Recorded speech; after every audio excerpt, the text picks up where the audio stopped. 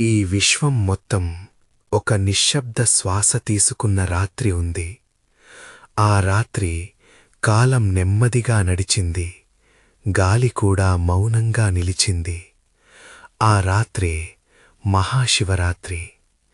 ఇది ఒక పండుగ మాత్రమే కాదు, ఇది ఒక త్యాగం, ఒక జాగరణ, ఒక ఆత్మబోధ. పూర్వకాలంలో దేవతలు, అసురులు అమృతం కోసం తపించారు. అమృతం లభిస్తే అమరత్వం వస్తుందని విశ్వసించారు.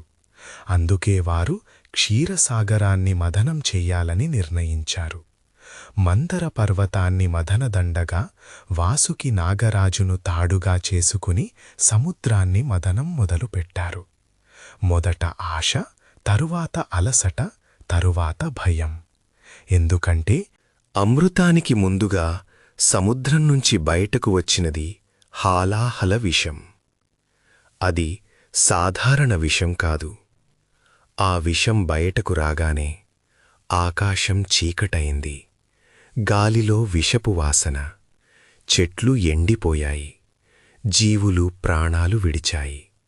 లోకం మొత్తం వినాశనానికి దగ్గరయింది. దేవతలు వణికిపోయారు. అసురులు భయపడ్డారు. అప్పుడు అందరి నోటా ఒకే నామం, పరమశివ. దేవతలంతా కైలాస పర్వతానికి చేరుకున్నారు. ధ్యానంలో లీనమైన పరమశివుణ్ణి చూశారు. ఆయన కళ్ళు మూసుకున్నా విశ్వం ఆయన శ్వాసతోనే నడుస్తోంది. దేవతలు విన్నవించారు, ప్రభూ, మీరు లేకపోతే ఈ లోకం ఉండదు. ఈ విషాన్ని ఆపగలిగేది మీరు. శివుడు కళ్ళు తెరిచాడు. ఏ ఆవేశం లేదు, ఏ భయం లేదు, ఏ సందేహం లేదు. విషాన్ని తన చేతిలోకి తీసుకున్నాడు. పార్వతీమాత ఆయన కంఠాన్ని పట్టుకుంది. ప్రభూ, ఇది లోక వినాశక విషం.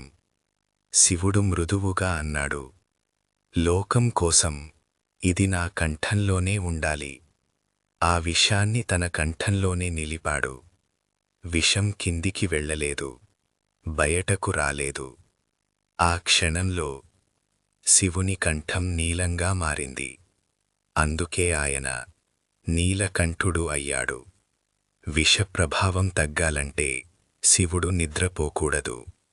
ఆయన రాత్రంతా ధ్యానంలోనే ఉన్నాడు. అది సాధారణ రాత్రి కాదు, అది త్యాగం జరిగిన రాత్రి, లోకం బతికిన రాత్రి, శివుడు జాగరించిన రాత్రి. ఆ రాత్రి మహాశివరాత్రి. అందుకే భక్తులు ఈ రాత్రి జాగరణ చేస్తారు. ఇది ఆచారం కాదు, ఇది గుర్తు చేసుకునే క్షణం. శివుడు మన కోసం జాగరించాడు.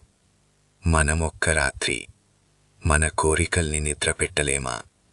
ఉపవాసం, శరీర శుద్ధి కోసం, అభిషేకం, మనస్సు శుద్ధి కోసం, బిల్వపత్రం, అహంకార త్యాగం కోసం.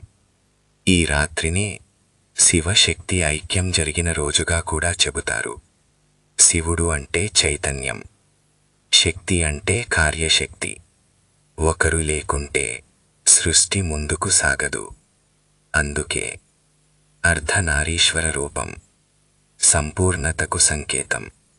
శివుడు కైలాసంలో మాత్రమే కాదు, శివుడు శివలింగంలో మాత్రమే కాదు, శివుడు మన శ్వాసలో, మన మౌనంలో, మన త్యాగంలో ఉన్నాడు. మనలోని కోపం తగ్గినప్పుడు శివుడు కనిపిస్తాడు. అహంకారం కరిగినప్పుడు శివుడు వెలుగుతాడు. మహాశివరాత్రి అంటే ఒక పండుగ కాదు, అది లోపల వెలిగే దీపం. త్యాగమే శివుడు, జాగరణే శివరాత్రి. హర హర మహాదేవ.